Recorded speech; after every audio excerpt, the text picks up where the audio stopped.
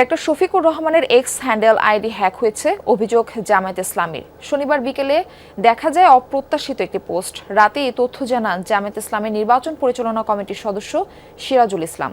আরও জানান, ঘটনার পরপরই আইডি উদ্ধারে তৎপর হয় জামায়াতের সাইবার টিম। বিকেল ৫টার কিছু পরে আইডি উদ্ধার করা সম্ভব হয়। পরে অনাকাঙ্ক্ষিত পোস্টটি সরানো হয়, তবে পোস্টটি নিয়ে বিভিন্ন জায়গায় অপপ্রচার চালানো হচ্ছে বলেও তিনি অভিযোগ করেন। জানান, অপপ্রচার থামাতে প্রশাসনের সহযোগিতা চেয়ে হাতিরঝিল থানায় জিডি করা হয়েছে। আরও বলেন, নারীদের অবমাননা করে যে পোস্ট করা হয়েছিল সেটি জামায়াত আমিরের মনোভাব ও বক্তব্যের সাথে সাংঘর্ষিক। জামায়াত ইসলামের জনপ্রিয়তা এবং জনসমর্থন দেখে একটি পক্ষ ঈর্ষান্বিত হয়ে এমন বিভ্রান্তি ছড়াচ্ছে বলেও তার অভিযোগ।